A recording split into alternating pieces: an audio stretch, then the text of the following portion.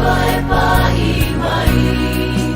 Ave uma venga, awana te aveina. Kae e atu ia te ia, o polenga leo langa. Malango lango ya Yesu, taimile anga mataimi malu. E ama fatia mawai mai, ole atua e pai mai. Ave uma venga, awana te aveina. Kae e atu ia te ia, o polenga leo langa.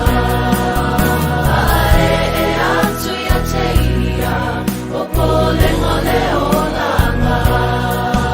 Kae e atu ia te ia, o polenga leo langa.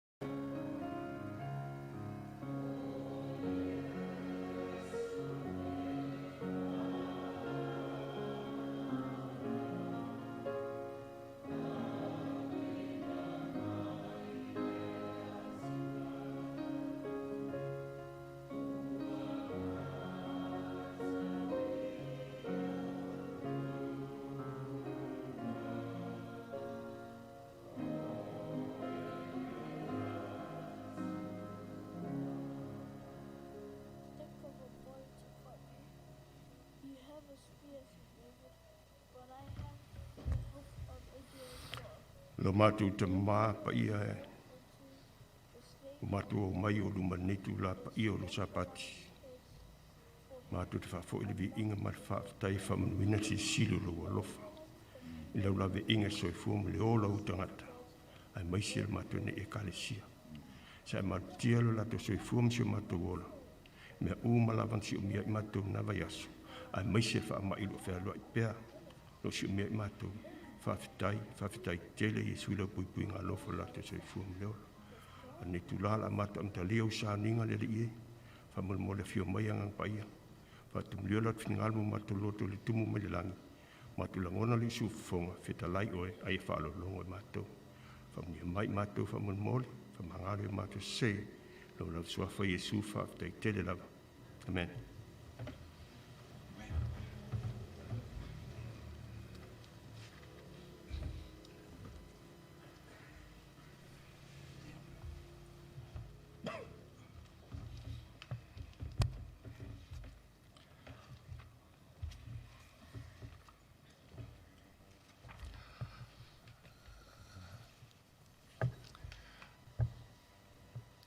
Wha taro whatu e le nu pele o le tua le nei tae ao mātango whiero sa pati o le tua. Mātou i luma nei ma le tātou tofil nei tae ao sunga to ina ia Fonoitumua. La whapeo na ia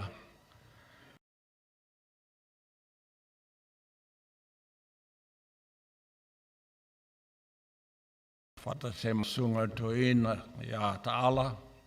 Leo la whapeo na ia mōlio tātou mna onga i umo le tua le nei tae ao. Mātou te whata alofa mwhawhelo atu ai i le pa ia ma le mamalu o le nupele o le tua.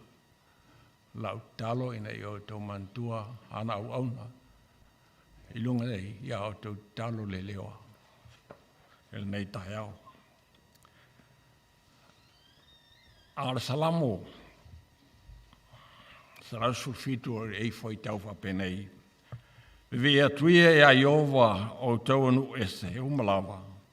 Whanene atu ia teia o tau tangata umalawa. Awa ua tele lava lona lo whamai a te tātou.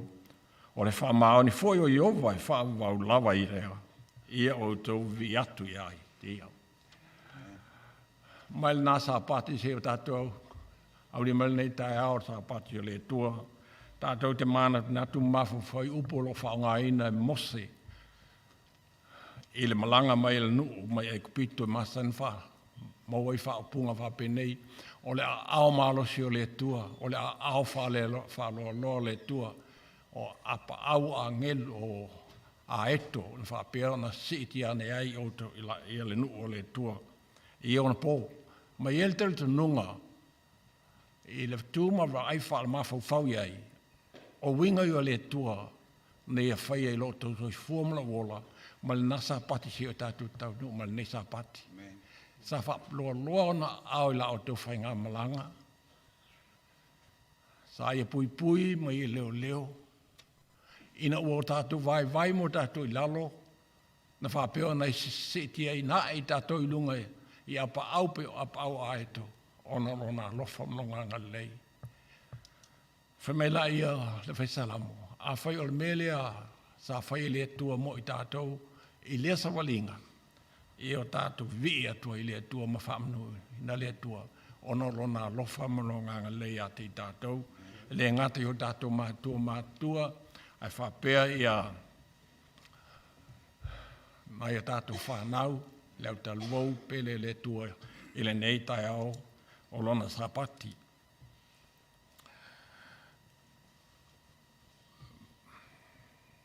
Mātou te whātalo whātua ai ma whawhelo ai atu pa ia o le ainga o le tua. E nei sapati e tō ngao lawa le tātou tapua inga. I le vai whaltangata i ngao. Ia whionga le tua, peto tasi, peto lua, e whapotopoto, ona suafa, e whapea, ona au mai le tua, mai le nupelo le tua, o lo iei le tua le menei, o lo iei le tua i le menei, a wau pa ia le nei malu, ona le tua. O lo whapea fuan whatumulia i angelu le tua, ia le malu nei, le ngang pa ia le tua, o lo tātou mafuta i le nei tai au. Ua le o no foia lana fōta vita. Se tasi nā vea o se toa manu i le ngarue ngā le tua. Ua whapeona le no foia lana no fōa. E o ia ina ua marororo tātu tina matua ia eta. O le sa whapeo na ia tau tua molo nā tua le nei ka le sia. Ai le ngalo, e mana tua pea, ana ngaru e ngale lei. Mal nei tu lata e ao toe whanga solo, la o tau ai, mo tau mawhau i le sui whanga o lea, au na le tua.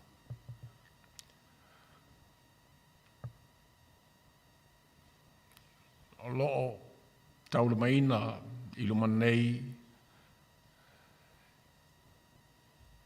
ni saafia finga le fa tinoino le alofa mle au na ile tua mlanga ruenga wea au mai ai ela mai lona inga ai mai se Wssda le alo fa sino ia eta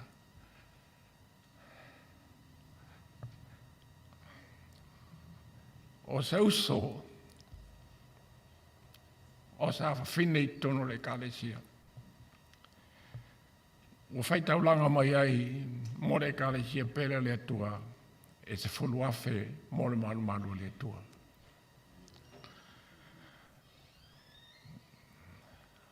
ato ai mal fonga tau mafa ale kalesia e pele ia eta e li mafe tatu fa fo ilalwi inga mal fa tai le tua ono le lofa malanga lei i tatu mantu pea ia Wssda malon uso i Amerika ia mahiolato ainga i nei taimi pongisa o soifuanga maliolanga ai mo i tātou tāpena masahoni whiloa ai mai lātou o mōmo atu pea ona whaari mailo tātou matai i ao le langi Veilu leo whai ma au tau whonga whawhiloa el tātou tofil nei tai ao Fono e leo se au mai tau whaia i loina o le songa ia fono, mo tau sila fia fono. Mai o se fia fianga, o se mitanga ina o mawhai o na whataunuina, ma whataunuina i fono, le nei ngā ruenga le nei tai au. Ma o teltonu ala whapeona whamanuina i tātou umalawa, i se wheau o whapeona i whilwhilia. Mo le ainga ma whanau le tua. Mo i lātou o lo whapea o na mawale awanoa e au whatasi mai nei Sauniga mai i e whioanga ma larwhanga. Ma tau te whatalofa ma whawhelo ai atu. Ma ta lia whiwhia mai outou i le nei tai au o le sāpati o le tua. Tolu se lau iwa suma le iwa. Le vi inga o whapeon whilwhilia e Failauga a matai nei Sauniga. Tolu se lau iwa suma le iwa. Pule mai o Yesu. Pule mai o Yesu i atea nei. Tolu se lau iwa suma le iwa la tātutu. Lai whatasi ma a matai nei Sauniga. Amen.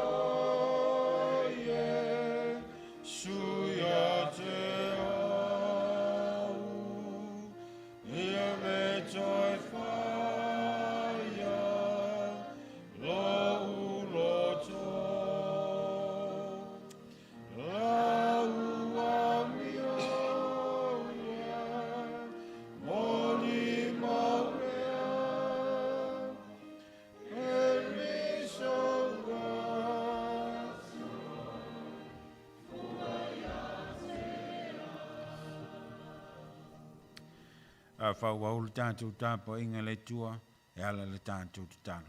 Tātou i fo mo te talo.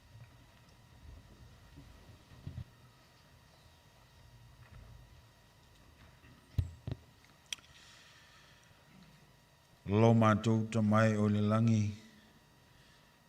Mātou te vivi I lava ma mātou whaaftai atu le tua le nei tae ao pe o la mātou pe pese I upu mātou ngō whira nei vi inga e pule mai lava oe. Awa ana le se noa le pule whaso soa la o fio lo nato soifua mo la mātou wola. Se manu mātou te lea o dia le nei tae au fō mo la mātou ngō fio lo usapati. A o fō lau mai lo nu ule tua ma mātou vau se ese I whaivam tiu te le nā vai asu sa mo vau mani atu. Mātou te ioe lava le tua sa iai mala ma popuanga. Sa iai whaingata ma whaafita ule le malanga maliu ma le otin whaavla whaafose I le mai loe o mātou mata le li ie. Pei tai le tue lo wanga le leisa e tai tai, sa e leo leo sa e pui pui soifua ma le ola o lau whanau. Leo ua tau ma mao ma ua sopolo ai whaingata ma ia whaafita auti. A wafe mai manu o lau fio nei tai au. Mātou vi ia le tua I lo wanga le lei, e ui lava le tua na iai au po unsai lo nuu, nisi o lau ikalesia mātua, ma nisi o mātu aingo wome māsani lo iai loi mātu malingi o le wha noa noa, ma le wha vau vau ona le pursa wal malingi male oti. Le tua mātou va ia lava lo wanga le lei le loa loa lau ikalesia, mata mai lau ona whaife au, ta mam tina mātu tua lo nuu, se I o lava I alo ma whanau le autal vau, mātou te vi ia lava oe le tua le nei dai au. Mātou ai fo na vai aso lo wal tau nisi o aso ma nisi o taimi le tua mātou langona le malulu ma fisusu ia o le tau. Ai mātou te vi ia lava oe le tua, a wasa e pui pui ma la veai le soifu ma le ola o lau whanau.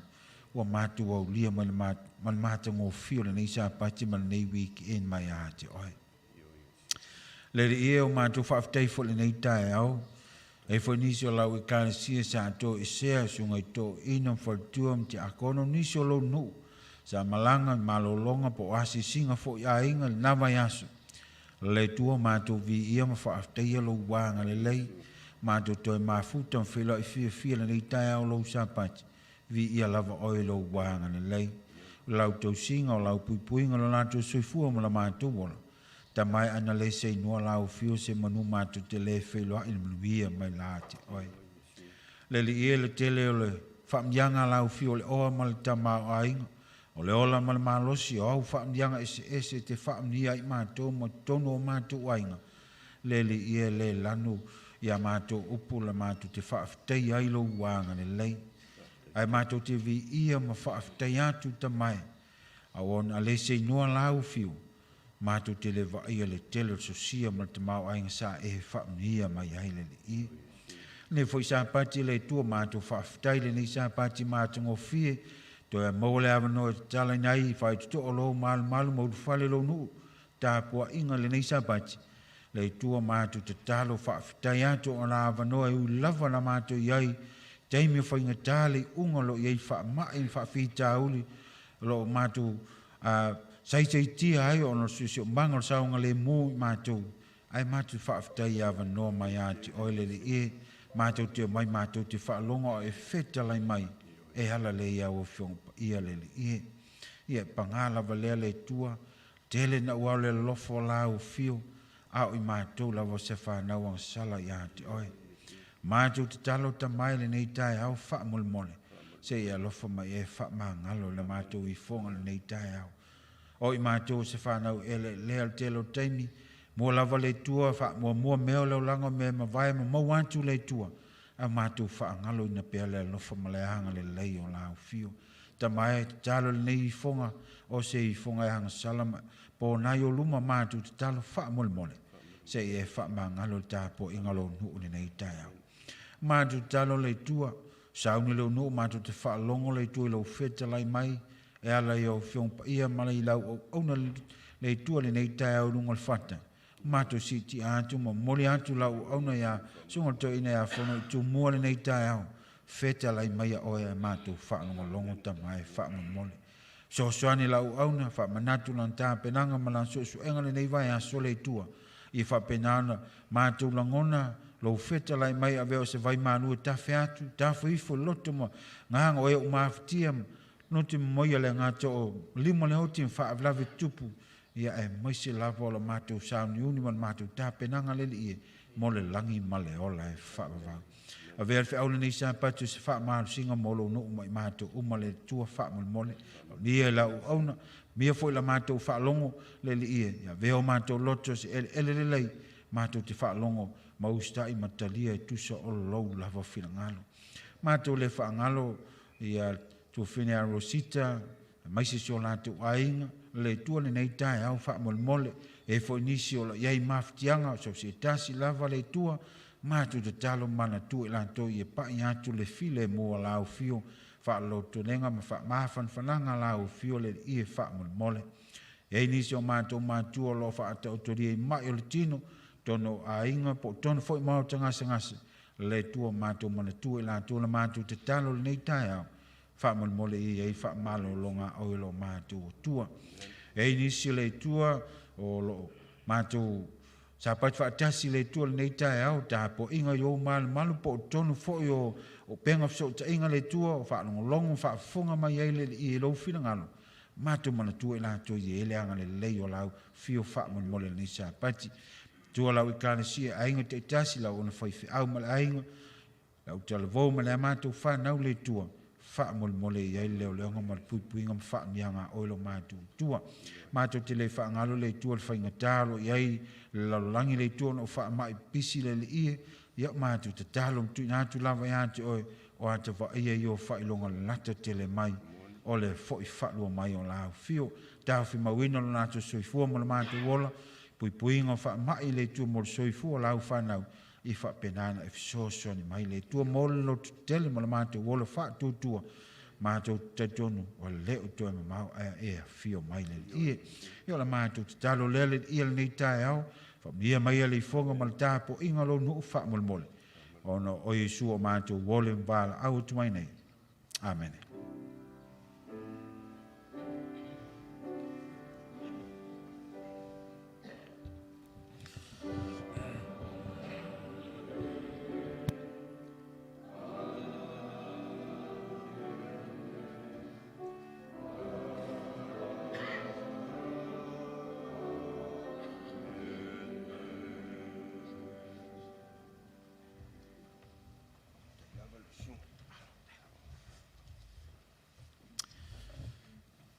Whao pēl tātou tāpa inga ni whisa bati ala lau tau whai taulanga i ato i malwhafo i ato suruai wala watu sunga ti akono malwha mo puina o tātou taulanga ato ma suruai whafteitela.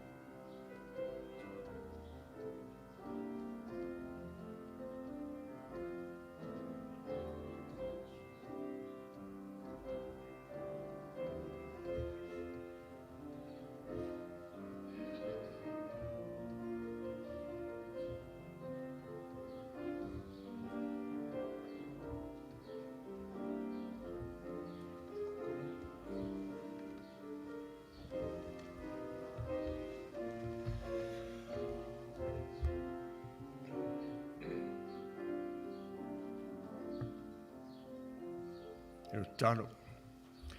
Lo mātou te māpa i ai. Wai o luma. Au mā wholo o tangata. Na whoa i male loto, fia. Wa madia tu sai mahu manuia sa e whoa i. Ma whamania i mo lātou le nā vai asu. Whawhitai tele Yesu i lau whoa i pa ia. Wea mai mo i mātou. Whamon mole i iei lau whamanianga. Mātou te mana tua i pele li e. Lau whio taulang pa ia na e saunia.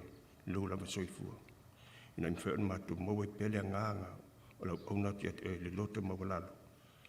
Ma te whamaoni. Ia tele se vi inga lau whio. Whamon mole i te whafoi atu. Le manuia o lau whio i lau whana ue entau aoina ni tauranga. Ina i mwheo mātou mantua ina i pēr. O i mātou lava. Tau si mea lau whio molo vi inga le li esos me mātou te mau. Whamia mai at mātou ne tūla le li ia whamon mole matalia an mātou talo. No lau soafa Yesu whaftai tele o mātou talo tuenei. Amen. Amen.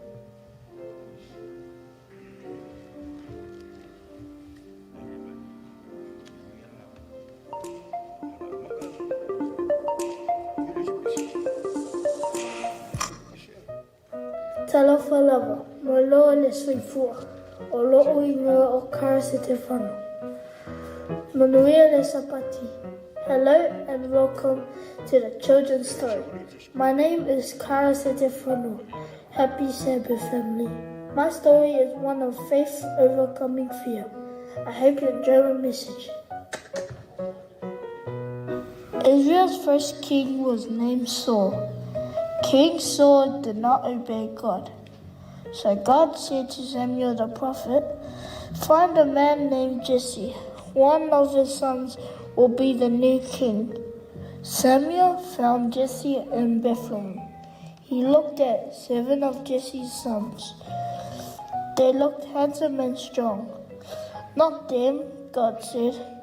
"I don't care about looks. I care about what's in the person's heart." Jesse sent for his youngest son David, who was tending sheep in the fields. Samuel saw him and God said, "He is the one." So David was anointed the new king. Sometime later, Israel fought the Philistines. And giant Philistine soldier called Goliath challenged the Israelites to send a champion to fight him. But the Israelites were all too afraid. David brought food to his brothers in the army. He heard Goliath's challenge and was not afraid. "How dare he defy God's army?" asked David. "I will fight him." Surprised, King Saul offered David his armor. "No," said David. "God helped me kill wild beasts. He will help me against Goliath too." David took 5 stones and a sling. "I am a dog," Goliath roared. "You send the stick of a boy to fight me? You have a spear," said David, "but I have the help of Israel's God." David put a stone into the sling and threw it. It struck Goliath's forehead and knocked the head down. The Israelites defeated the Philistines with God's help. David was a hero. Wow, that was a great story. I can't believe David defeated Goliath, the giant of the Philistines. It is great because the key David needed was God by his side. With God, all things are possible. I want to sing a song to finish my story. Please sing along if you know it.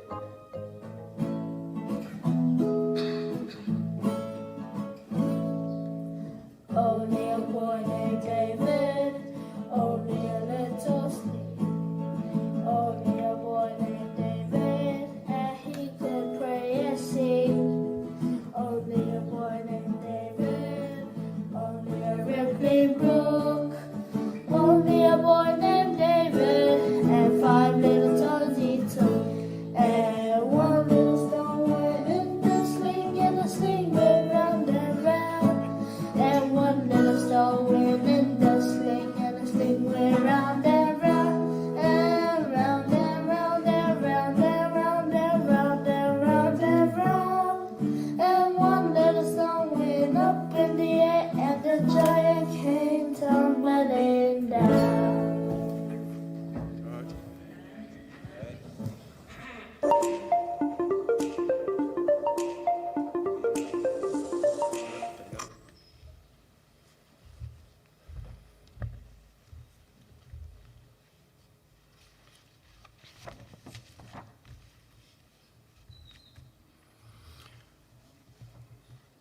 Tu e whaftai atu le sunga to ina tu sai ma le whawhelo inga. Manuia o iau whona mai. Ilu ma le atua ina im whai on manuia tātou Sauniga ni tai au. Whaftai tele lava. O te tali tonu le o tātou pota whatasi mai ai tonu le malu le atua tātou te tufi tau whauina manuia le atua. Ala mea na whionga tu spaia. A ua leo le tangata. Ona ia mwhai on tātou maua le ngang paia. Tātou te whaasoa ela na whionga. Tātou tātou. Whaftai tele Iesu le wa lofa mna wanga lei. Ue tonu molin mai soi fuam le ola u tangata. Le nei tūla. Mātou teo mai le ie pota whaatasi le loto e tasi. Mātou te ifu mau ona whaafo i le vi inga i at elo mātou whaola sisili. Whaftai tele Iesu lo whaatasi. Mai mo i mātou mlo whaafongaina mātou tala. Whamanua lau whiong paia. Whamanua ne launga la mātou sua whaatasi ai. Lau lau suafa Iesu.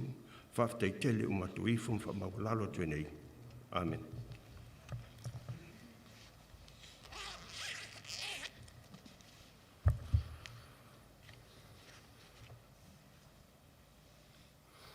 Mo lava no te whaftai tu sunga tu ina whaaso tu sai male mori o asa whale tonu mori lea. Asa utau sanga la mai whamu mole ma ubian mori lea ilunga nei. Whaftai tele alwa sunga tu ina.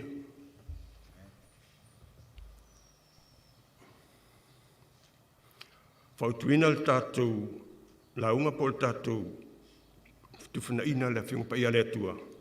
Le walunga la pap o le screen. O le whamangalonga, po le forgiveness. Forgiveness po le whamangalonga, whamangalo. O le sakala meta lea le langi mo tangata wanga sala. E tue whaale leima le atua, o le uso foi, e whaale leima le tasi uso. Ia i loa ai, le atua soifua moni e tue tasi. Sakala meta langi. Ala ia Iesu. Tonu al sila fia umalawal tala to ina nei o le tiakona nei o Stefano. O Stefano o se tasi o tiakono e to fitun fifia whapitoa lawan ngā luenga le atua. O sawaina o ia ino sia ma ua tu lafo ina sili eisea. Ai samu tu lafo ina ai. Ino sia tu tau muina. Ono le mau ia Iesu. Le mau ia Iesu. Ngā luenga mta pue ono lon whaipu lema. O le tangata ua tumu i le whatua tua, ma le ngang paia. Tā ua ia soa whaitau ia te. O le tangata ua tumu i le whatua tua, ma le ngang paia. O e langona ina ea, po o whaalongo ina ea, le tūlanga o le mafuta, po le mafutanga, whaatasi me le ngang paia. E te silfia ma ulafo. Le mawhanawhana o le mawhutanga, tā whai tātou te whaatanga le angan paia, tātou loto. Pela mele ni se te whana. O le tangata wa tumu i le whatua tua me le angan paia. Wala to whetongi ata ia ma sa waina. Wala au oia, leali ia Iesu, i eta lia mailo ne anganga.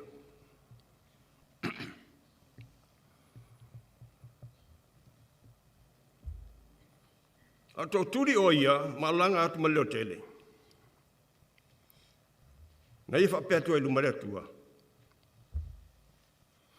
Leli ie, aua e te tuinatu le neanga sala ia te latou.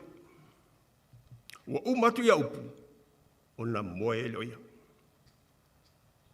Amu ia le au auna, wa mapu atu ia ao o Iesu. O fisili, ai sea ua alanga ai.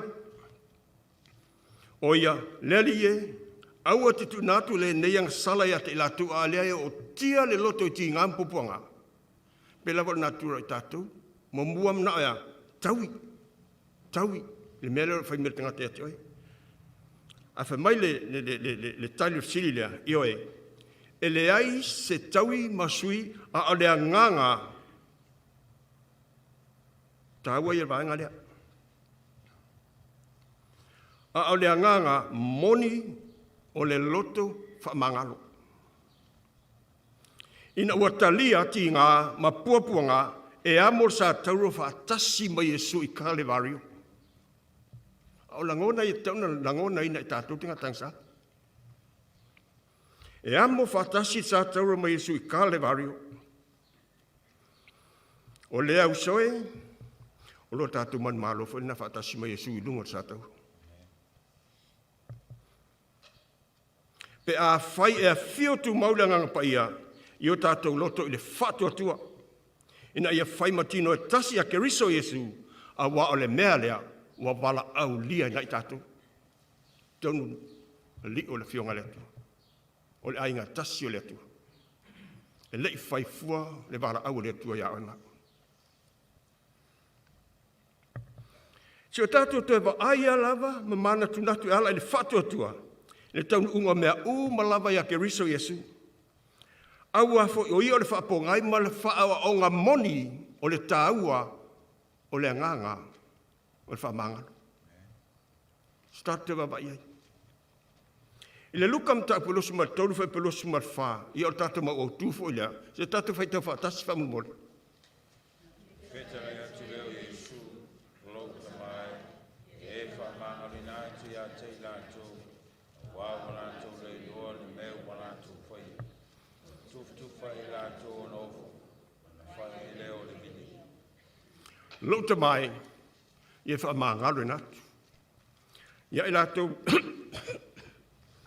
sorry, wā o lātou le loa le me o lātou whai.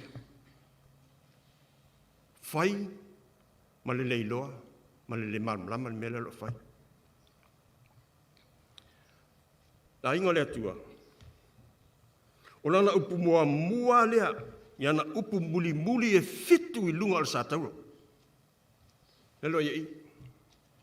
Lana upu mua ia. Mua. Se whaitawa ne awha mulmole.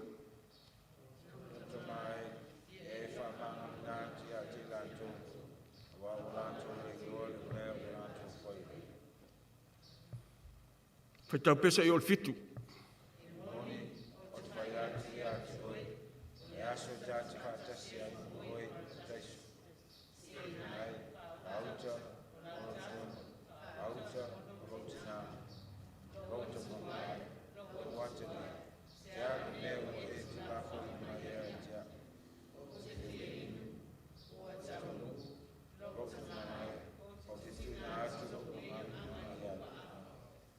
O ana whetalainga i e fitu po upu e fitu muli a Yesu i lunga sātauro. O na tūna toi lea lona soifua ato toi a ao le atua lona tama.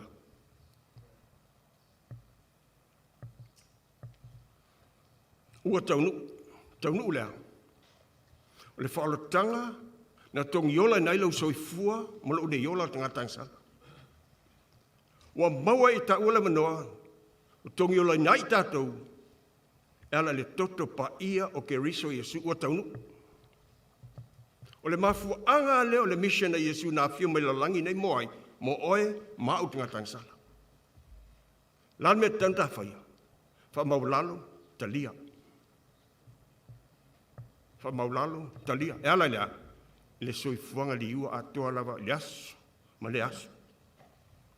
O whailoa te talo a Yesu il tamaa. O le alofa nau ma whaapalpale lon finangalo.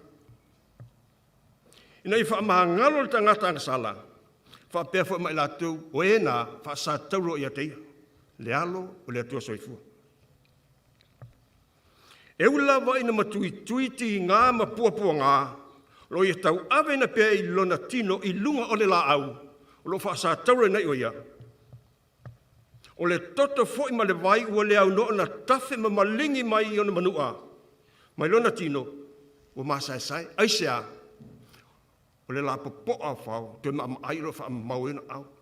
E le oni whao pe o whao e whanga au ka muta whai e me mole, o whale le ai, whao tafe whao le, tanga I me mo me a wala le me tu I me mo pine fa mau telefone pe tafa o fauna ele fa ai no foi sa mala se fa fa nga me mo le te mai sa mala malo fo le mamafa e drive fa le tono le tino mai ok a ma fo le o tianga ia a fa mai a e taua ia se fai tauna roa la vaenga la lea o le manu alona tino o masasai mai fauma ma ai ma le lampoa o lo nao foi i lea le pale tuitui tafe mai la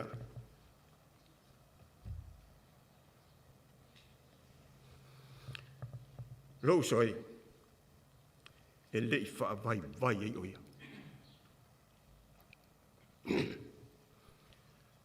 pena tia foi fatua la vai lona finangalo paia le ai ile talo sanga I lona tama lo tamai ia fa mangalo na tia la tu awa o la tu le lona me o la tu fai fa mata o etalton ma malama ia wanga sala ma wanga sala ta tu fai o le taimia fai a unang sala vai lang yo ma tuan men fai ai Yesu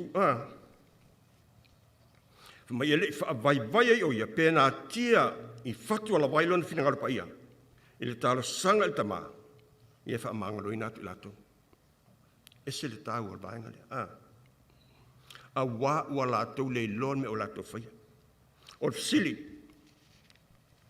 le volunga la bap kata to screen wai la to ia tu samal finangalo a Yesu ia fa mangalo atu ia wai la to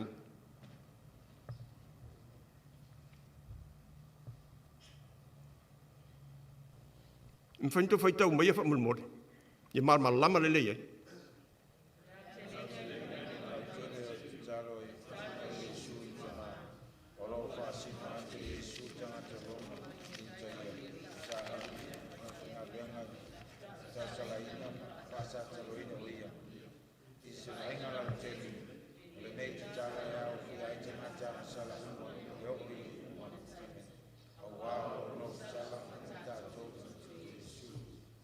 oe mau tanga tanga sala. O lo no fo sala pea.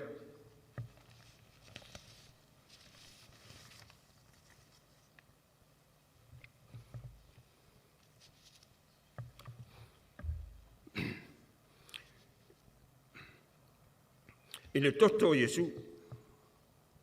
O le ngata fitfita Roma, tai tangata iutai, ma tangata iutai auma. Main whasataro ia teia. Oi, ma. Le te talo a Yesu.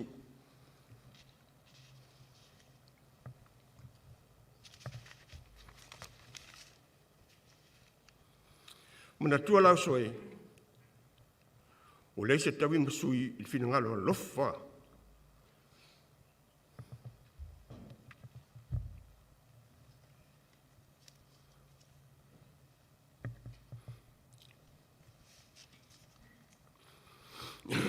O le tamai ma moe le tua, na te ape selang sala lo langi. O ke riso Yesu. Ai peitai, e le tu la fua ina le tangata wanga sala, i le sila ifo mai le langi. O lo tātua tua fua. I le tangata wanga sala. Awa e alofa le tua le tangata sala. Ai ino ilang sala. E alofa le tua le tangata sala. Ai ino ilang sala.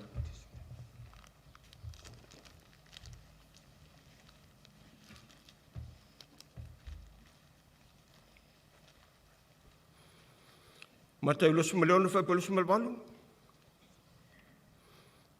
Wa al toto le nei.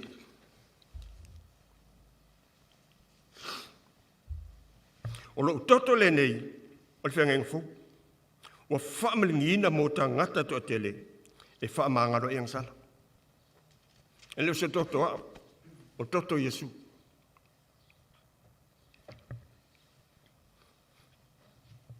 Ua le ai lava se tasi am whai on tato mawaila, le ola, mal whaamangalonga o angsala. Le ai se tasi. Ua na o Yesu ke riso lava, le alo le atua soifua. Le wile Ioane mtape suma wha whaupu mose o leono. La welunga le tatu la papa. Wa tatu screen. O au nei le ala. Ma le pumoni. Ma le ola. E le alu watu lava se tasi ta mape a le ui mai ia Yesu lea. Mai o ia fo ia sau ia Yesu lea. O te le tulia la wefafu. Ioane mtape ono whapatosi marfiki. Le te ena Yesu so se tasi. E sulu whaiatu. Ia te ia molea. Whamangalonga.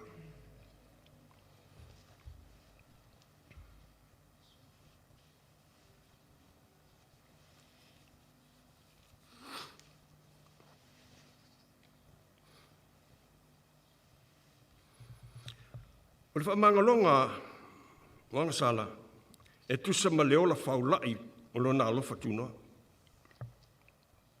Tasi lea wahenga taua na whaia Yesu. Inei wha o lai nai tātou. Ma o le loto whamangalo. O le whailonga lea, o le loto fo e le lei i le atua a toa matangata. O le loto fo e le lei i le atua a toa matangata. Ia pua ina mai to tonu lo fingalo ma lo loto i lesi o uso a tangata. Nā te whaatupu le leinga i whalwhaninga uso. Tāua sa whaitau nei. Nā te whaatupu le leinga oso i le loto e tasi i le file mu moni mai le tua. So te whaitau o tual vaenga lea. O le whailonga lea o le loto fuatiaifo e le lei i le tua atua matangata. Nā te whaatupu le leinga i whalwhaninga oso i le loto ua tasi i le file mu moni mai le tua.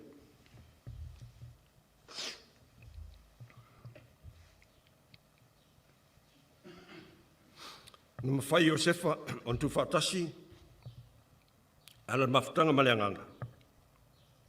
Loto na uso. O e saanga leanga ina oia. Ma lafo lua palpala. Tu e whatawa tu tangata mitiana. Ai ona o le moni o lo na lofa maleanganga o le loto whamangalo. I le loto fuatia ifo mai le tua. E leito e tepa i tua. Na te leito e mana tua fo. Na te leito e taui masui. I le anga ina o ia e ona uso. Ai sea. Sa iai ova ia Iosefa. Iai ova ia Iosefa. Whamata whapewhea o e maa. Le anga leanga meo la uso. Taui masui. Ona mea te tola ele loto. Na whataunu. A whaia le pai lo lima na eos. Lo lima i ea. Taui le mele o whil tangata ati oi. O le ase la fonga e whaia. I le uso e taui ai mele o whil tangata ati oi. Folo, tulau. Inu iai. E manatu le alofo Yesu. O mela na tupua i. Ina ua iloa e uso na Iosefa ua maliu ia kopo latu te maa. O fefefe. O matata. Ua popole. A neila a taui mai masui la tato a miolenga. Afo e o winga i o tangata. Tau masui la tato a miolenga. Na lato au mai ai leo upur whaato e senga la lato te maa o soifua o ia. Na tu watu ia i lato. O lato o mai whaato e senga mai upur lato te maa. E whaato ese ma wha mau lalo i a Iosefa. Peitai. Na manu malo pea lea nganga o lea tua. I le loto o le tangata whaato atu. Se tatu whaitau mai pe mata tu te mwhena maua mai. O tala ia tangata whaile waruifo lalo na loto. Se whaitau mai le kenesa na amtau po 5 sifuru. Sufiku suvalu suriva lo sifuru. Mwhena whaitau mai.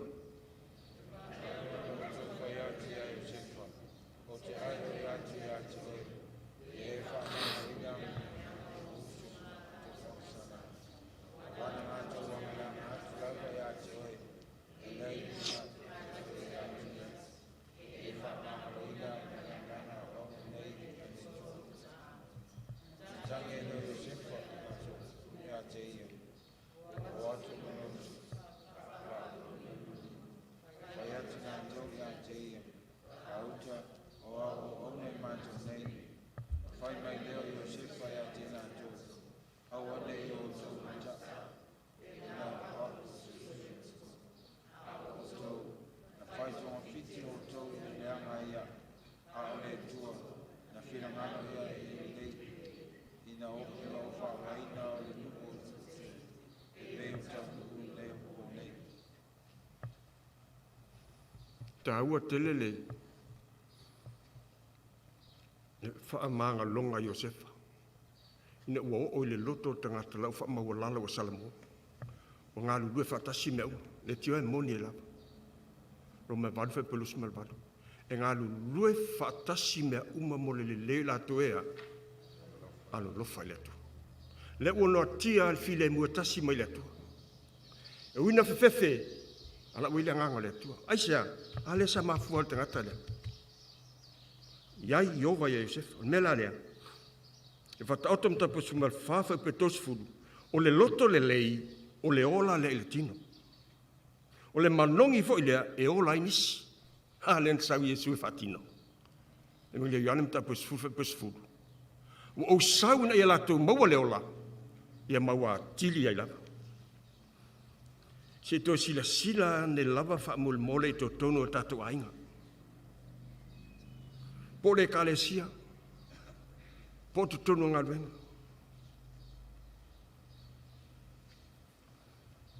Aia oe, aia fo ia.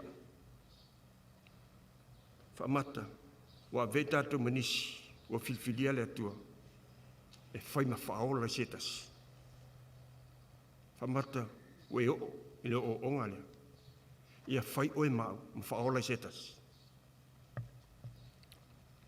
Mela lea, e ui lava, o nia o onga, ua leva o na tātou whaitawina. A alona whaitawina, moro na whaawinga ina, na i whaatau waina i whitangalo maloto. Ia tātou wolai. Ia tātou wolai.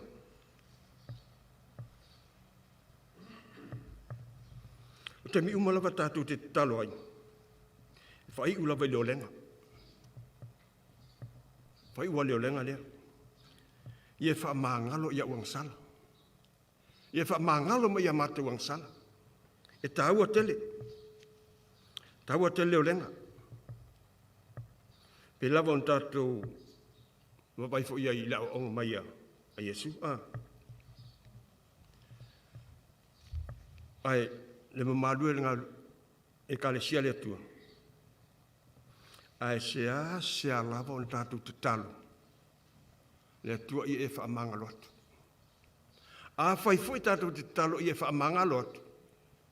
Le mama kongo le vaile, kongo le sua palpalai le oloto. Se tulou. A le mea le anganga wha mangalo, ua wha mama.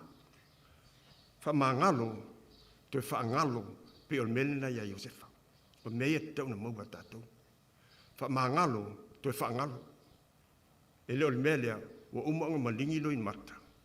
Fe fusi ai. O, ai wharonga tu, te saure i leo mai tu. Te alfo i leo. Se wha mangalo le mea. Se wha ngalo le mea lea. A le mea wha mangalo. Pien wha mai nisi o tusi. Ko ai full stop lava le mea lea. Leita. Ko ai full stop a leita. Stop angry. Esel tau o te leo sa whai tau. Mena lo sa wei. Ko ai full stop a leita. Aia, ai whaile lo te fau. A le toa langa, e tūlai mana te loa, pūlea lea. Le loto. O na le ua fio le ngang pai. Ua, e le ma fio na fio le ngang pai e whaatasi tonu malea. Malanga sala le tatu te iai.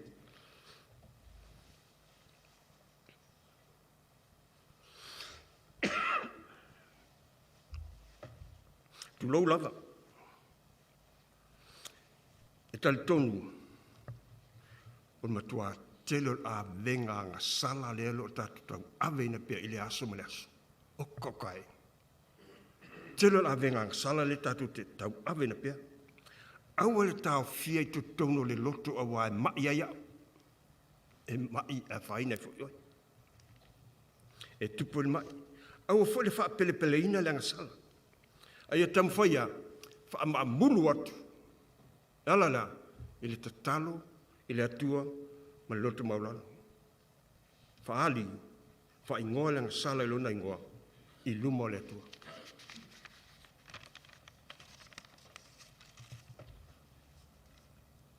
Wa o ia lava na te tauia whaamangaloina o e matua sa ili ateia. Nutau musua e whaile, tala le a whai atuia, langa e autona man mele. O aso lava ia au sauni ne, mo tālu e whaile kofesio, se kulou lava. Mat whapsang wai erka mai poku whaile te iai, man me valvale vai un patele. Se tate mālawa ta ua tanga sala matu ia ia patele. Nau kala sao lava. Wa ke fo ma wa e a ola kala e a ola tal salmo, e a fo la tal salmo tu lo lava. Milana ia va tu alai. O me pat il tata ia lem fa ka ko e pakela kang sala makuia. Alela wo tailo lem mal malama. O ile ai. E ta ia te ai. Ta ile tu. Ta ile tu. Ai sea. Salamu fasuma fafa pelos matas. Awa o ia lava. Na te si la fia mea lilo i fea. Pa wai se fai taule lo il vainga le salamu lea. Awa o ia lava. Na te si la fia mea lilo le loto. A fai fai uanga leanga mai se tas. O uso. Ia poso se tas. Fa pea fai to tonu a inga. Mea lo il te maa. Tina mal whanau. Ia pa pea fai mal e kalesia. Tau ma fai. Fe whaso ai. Fe whaali ai. Ina ia maua le loto ma walalo. Fa mangalo. Ta talo ina ia tu mau moilanga pa ia. O wha mawhanwhananga. Teuno loto. O Yesu lava i lanan hao a mai mo tātou. A whaianga leanga mai lo uso ia te oe. Si upla kiki ia e alu. Alu. I will no fwai. A fwai taufi. Wa ki whaakali loa lava. Te punga maisi ma whawhamulangona leanga. Te mi uma. A whai te whaalea tonu eita mai lo uso. Alu loa. Alu loa lo uso. A whai ai whaalongo mai lo uso. Whaafetai. Ue la vea inale. Loto. Ue e maua lo uso. Ta talo i tātou maua lea nganga whaamangaroa. O lea tua lava ua si la fia le lumana i manuia o le tangata. Na te suia ma whaafou loto o e whaatua tua i ateia. Ai a whai taua li sa whai taule. Ai a whai ua tātou iai i le ala o manuia. Tātou ua whaatasiloa ia Yesu mo lana whaamangaronga. Taua ia sa usi mai le. Tātou ua whaatasiloa ia Yesu mo lana whaamangaronga. Ta whai ua tātou i ala o manuia o whaasoa, whaalia, ma le whaamangaloa. Nā lan mo mori anta mo mo whaipu ima. Whamaia. Se tau loto ma setasi.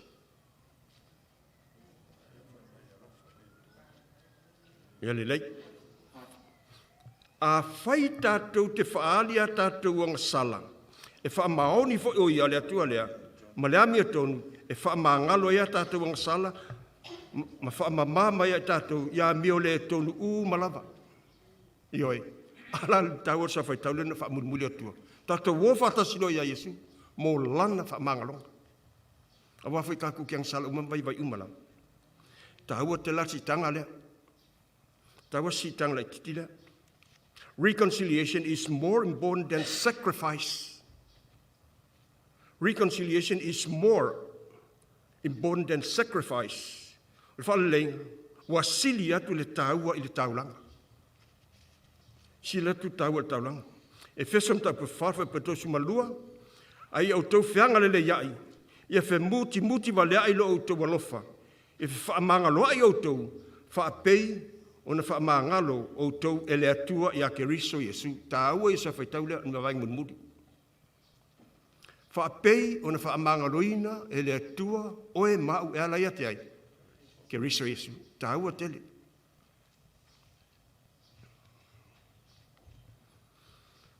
Tātou matua. Lau te mai.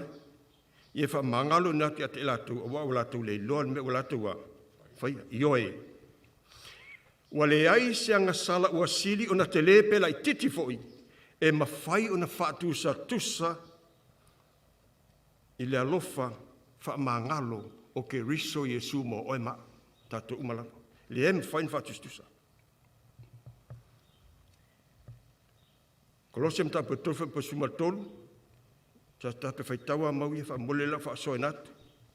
Kolosem tapu tofa pa sumatolu, ia fe fa pale ai. Ma ia feanga lele iai, fe fa manga loa i o tau. Ta fai fo iwanga leanga ina, se tasi.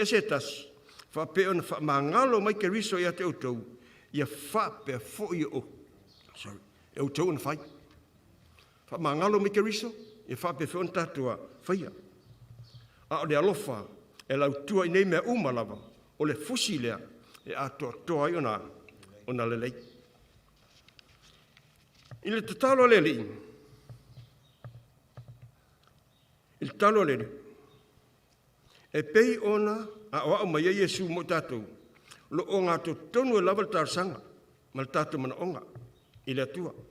Ia e wha mangalo ia mātou ang sala. E pei o e mātou fōn mātou wha mangalo e natu ia wang leanga mai ati mātou. Ia wha mangalo mai a mātou ang sala. O tatou mana onga na. Ma leo lenga. Wha mangalo a tatou ang sala. Pei tai, le lau. Wha leo tual vanga lea. Pei tai. Wha peo na oa o mai Iesu, mwha ilo mai Iesu. Ia mua o na wha le lei. Mo lo uso. O na le lei lo i tātou mai. Le atua.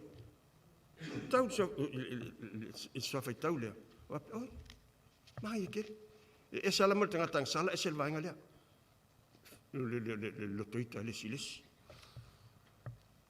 Ia mua o na wha le lei mo lo uso. O na le leile i tātou mai, ma le atua. Mo moli ane mta ua whawha pulos fulu se whaitau mai a.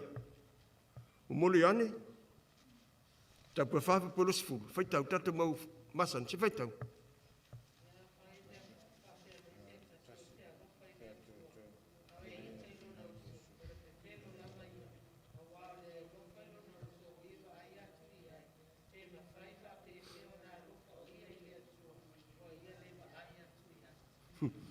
E se mani usa whaitau lea. Pe pelo. Usau kongo whasa. Ale hokei kolo uso. Pe pelo. A whai tātou te alofa i lea tua. Alofa lea. Le usa tangata. Alanga lefa mai i. O le whai mai e alofa i lea tua. A itaro na usa tangata. O lea. Pe pelo aia. Ma o le ita. Tasi lea mea sili on tau tian whatalai Iesu. Whatusa i peo mele o whasio tangata. Ai le ai fo isi tangata, whasio tangata, pos tangata ita, whamaia. E sahol malo o langa. Le ai. E wi ngā lava upul whaola. O mele wa len whatalai. E ala le sawhai taule no tua i. Ia mua an whaale lei malo uso. O na alu le mata lei male atua. Awa te alu o te fia le lei luma le atua. Oka. A lea mawhatia le uso. Ia tea. E le talia, stai mulian tatu waile iai. Sila la matemta pe ono fa pe su famas malema. Ne welu lunga tatu ia se faita mai mo le mata i ono fa fasi o falima.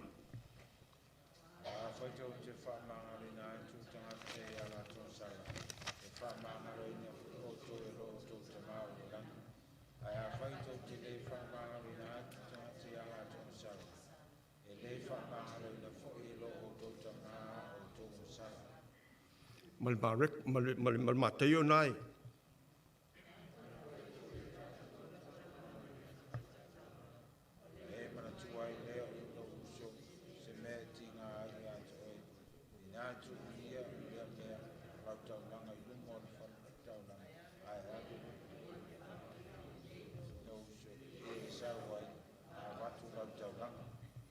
Tu lou lava malu, tu lou foi lo tau malu.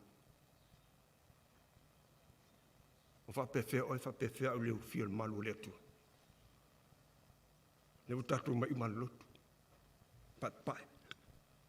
Belau, pel suki. Lan tatu mau, famaya. A fai wa si le fia o ye se si o lo ti ngaya o e. Mai le kalanga ku mai le luma fak fai kaula. A te fo. La mea len toi foi. Al mau mua. E le taliaina le atua. A fa mai Yesu, a fai tau te lea, fa mangalo tau uso. E le fa mangalo fo le atua ya oema. Tu lau lava. E leo se ngangana, e leo se upo tātou. O le upo tu spaia, tu sa o lava, la o ngai Yesu. A fai lau tātou mai le loto, fa mole. Ia mo mua na tā pena le loto i fale to tonu pe ise tas, o lua fea se ai. Anu. Pe lava mele fai atua e tau o lupulo, le anu. Ia mo mua na lua fe faale le ia i malo uso. O na e sau lea, tua i mamasangia u le koe mafal avenga lea, pe no tau mua. Le tātou tau aven, pe la avenga mafa le wangsa. Sa ue sa loto, mo usa loto. Pe a fai, o tātou whaatanga, Yesu i tātou loto i te miuma leo noa. So i fuolo lea whaatotua. Matau tinonga apostolo, e le pe sa iwa o maua nei, po u ato tole lei nei, a o te tau sisi atu pea, pe mawhai o na maua o le mea na maua i au ai, e ke riso Yesu. Maua le mea, maua i au, e ke riso Yesu. Ai o te mawhaia mea umalawa, ilea, fa malosi mai o ke riso i a te au, maoe, tau e sa whai tau. Mea la lewa ai, o tātou umalawa tangatanga sana. Tātou te mau wha malosi ai, e ale tātua tu whaatasi o loto. E tātou o iluma le tua, i lana wha mangalonga. Wha mangalonga lona wha Yesu, mo le lalo langi atua umalawa. E lena fitafita Roma, e lena tangata utaia, o oe maa, le tangata angsala. Ina ia, ma ngalo ilona toto pa ia lena ia ofune mai mo oe maa, tong yola ina i tātou, o le tau langa le taun tātua, whafo ia tu le tua ela, lo so i fuam laua. O le tulafon wha auro. Tulafon wha auro lena a mai a Yesu, se whai tau whaatasi mai whamu mole.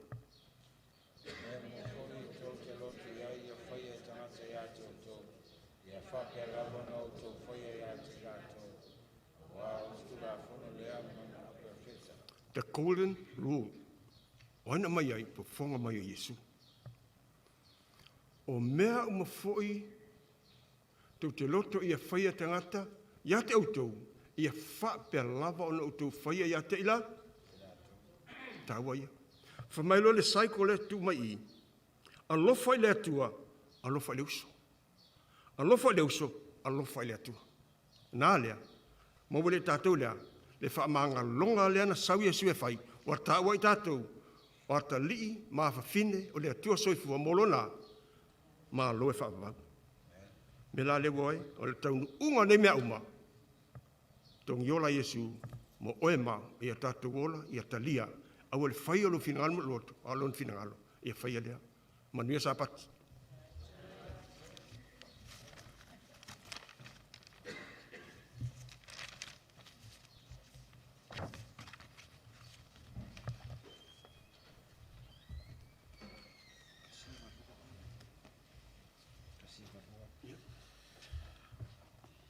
Mai al tātou, wha ingol tātou Sauniga, au launga le ingol le tua, la wha unai le tātou Sauniga, wha i o launga se lau iwa suma le lua, se lau iwa suma le lua, mai al tātou, pe inga ma le tātou tala, wha mole alala mai lalo le tātou e kālesia, ia mō fōfulanga mō le tātou, wha ingol sa pati, wha mole lava, se lau iwa suma le lua le ingol le tua, ina tātou Sauniga launga.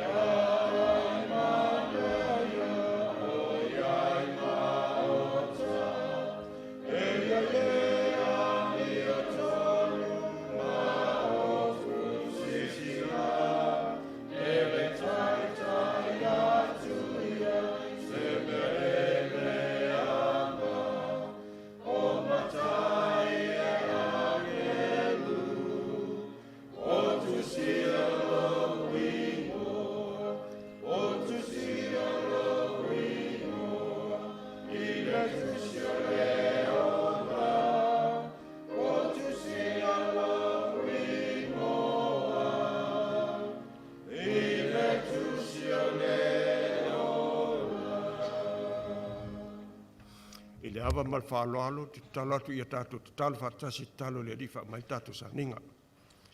Lo mātou te mai o langi, ia pa ia lo suafa, ia o mai lo malo, ia whaia lo whingalo le lalo langi, pe ona e whaia le langi. Ia e fua i mai a te mātou, la snei o a mātou me ai o te tamu asu. Ia wha ngalo ia te mātou, ia mātou sala. E pe ona mātou fui ona mātou wha ngalo na atu, ie wanga leanga mai a te mātou. Au foi te ina i mātou i toftofonga, a ia la vea ia i mātou aile leanga. A wae o malo malmana, a tua malavi i ngai wha waulau. Amen.